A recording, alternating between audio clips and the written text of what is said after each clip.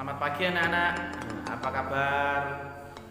Mudah-mudahan baik-baik saja ya di rumah. Pada pertemuan kali ini, ini pertemuan pertama ya kita ya. Waktunya sejarah Indonesia. Kebetulan ini saya yang mengajar. Nama saya Rinci Ledi Aprianto, MPD. Kalau di SMA Kemala Bayangkari 3 Porong ini kebetulan saya dipanggil Pak Riki. Oke, langsung saja ya.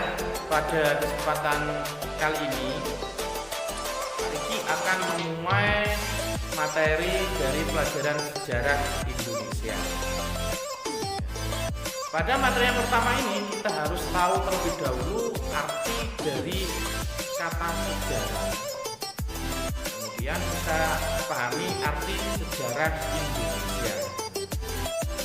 Oke, kita mulai saja. Baik, di video ini sudah muncul ya pengertian sejarah.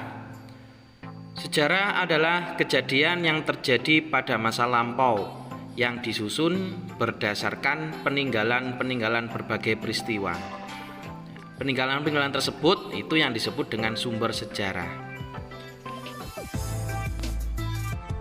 Dari pengertian tersebut dapat kita pahami kalau sejarah itu terjadi pada masa lampau. Artinya apa? Terjadi pada masa lalu, yaitu sesuatu hal yang sudah terjadi. Nah, itulah yang disebut dengan sejarah. Tapi kejadian di masa lampau ini harus didasarkan pada peninggalan-peninggalannya. Kalau suatu peristiwa tidak ada peninggalannya, nah itu belum tentu atau belum bisa disebut sebagai sejarah.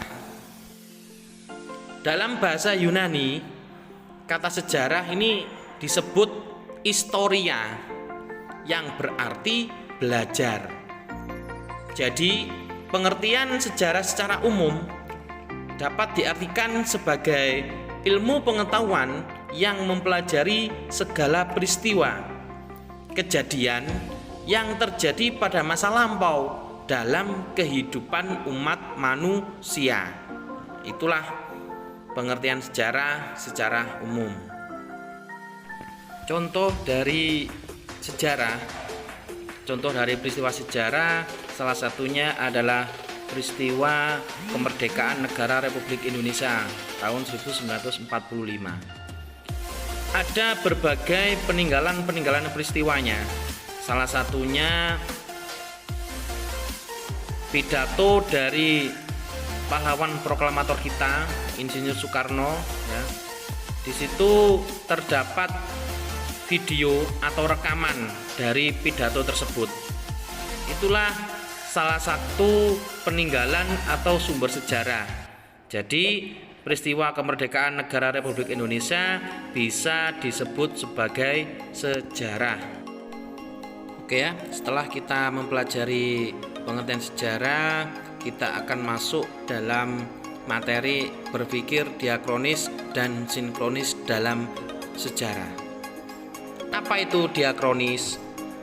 Sejarah itu ilmu diakronis yang mementingkan proses dan waktu. Sejarah membicarakan suatu peristiwa tertentu yang terjadi pada suatu tempat tertentu sesuai dengan urutan waktu terjadinya. Jadi maksud berpikir diakronis ini, sejarah itu mementingkan proses dan waktu. Jadi di dalam sejarah, peristiwa-peristiwa yang terjadi di dalam sejarah itu tidak lepas dari adanya waktu. Contoh, Indonesia merdeka tahun 1945. Nah, tahun 1945 ini tergolong waktu. Kemudian Indonesia masuk pada era reformasi tahun 1998. Nah, ini juga termasuk dari urutan waktu. Jadi intinya, konsep berpikir diakronis ini selalu menghubungkan peristiwa dengan adanya waktu terjadinya. Sekali lagi ya, intinya adalah waktu.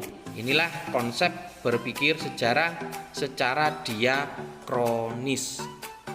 Setelah konsep diakronis, kita akan mempelajari berpikir sejarah secara sinkronis.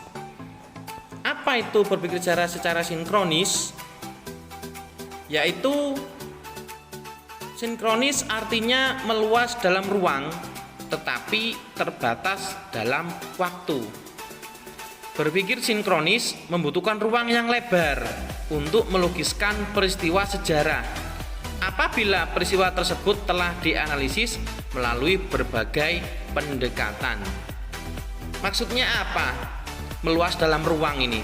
Maksudnya sejarah ini membutuhkan tempat yang luas.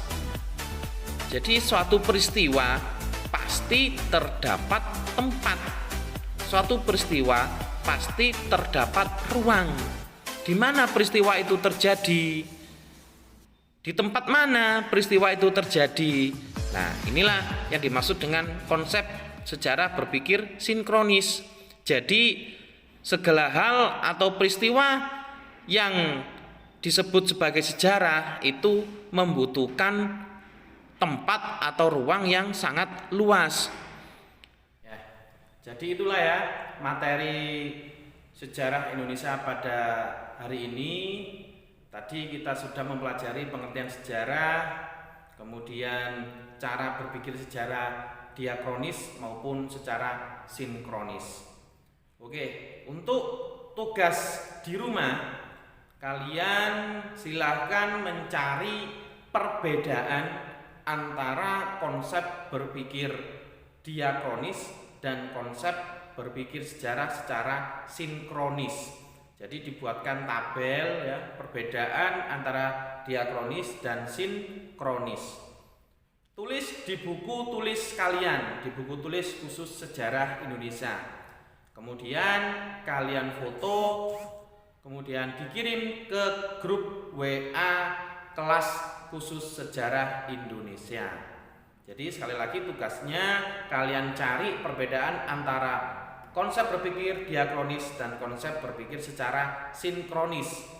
Ditulis di buku tulis, difoto, kemudian tulis nama dan kelas, kirim ke WA grup sejarah Indonesia. Oke, itu aja dari saya. Sampai ketemu minggu depan. Tetap di rumah, jaga kesehatan.